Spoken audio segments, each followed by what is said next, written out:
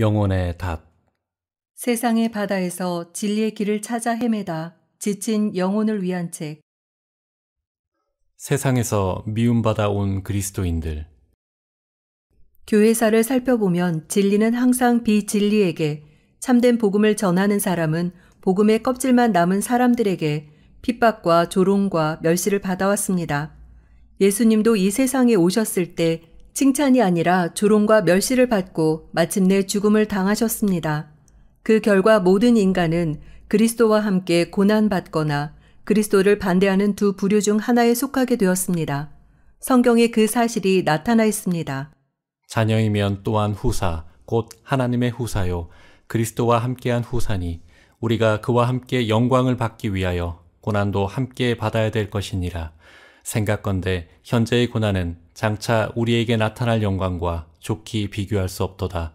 무릇 그리스도 예수 안에서 경건하게 살고자 하는 자는 핍박을 받으리라. 어느 시대에는 정치적인 세력이 권력으로 기독교를 장악하고 성경이 말하는 참된 진리를 박해했던 일도 있었습니다. 근세기에는 국가의 권력을 휘어잡고 있으면서 정통을 주장하는 사람들이 새로운 것을 부르짖는 사람들을 죽였습니다. 그 한 예로 성공회가 영국 국교로 정해졌을 때 권력을 가진 기독교인들은 존 버니언을 감옥에 붙잡아들였습니다. 그가 설교만 하면 감옥에 가두었습니다. 버니언은 아내가 아파서 누워있고 집안을 돌볼 사람이 없어도 개의치 않았습니다. 긴 세월 동안 감옥 생활을 하고 난 버니언을 가리켜 어떤 교회사가는 영국 최고의 고집쟁이 라고 기록했습니다. 그는 옥중에서 하나님을 향해 걸어가는 발자취를 철로역정이라는 책으로 기록해 놓았습니다. 한 사람의 믿는 성도가 하늘나라를 향해 가는 동안 겪는 마음의 고통과 원수들과의 싸움을 그려놓은 것입니다.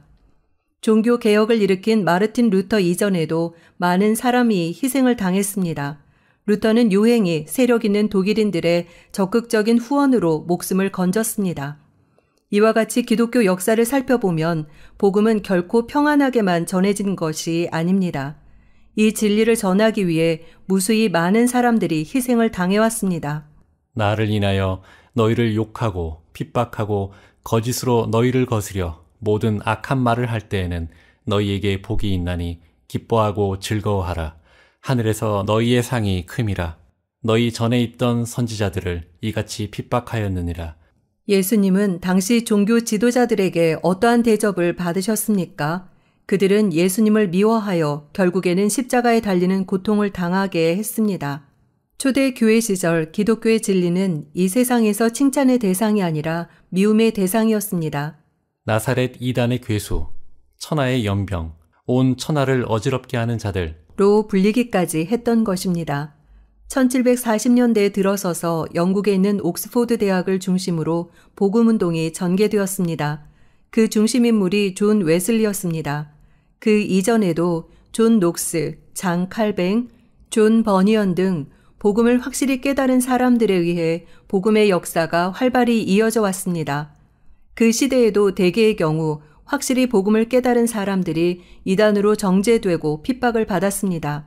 이들은 발을 디딜 곳이 없을 만큼 곳곳에서 겪는 심한 핍박 속에서도 끈질기게 복음을 전했습니다. 그러나 너희가 이같이 어리석으냐?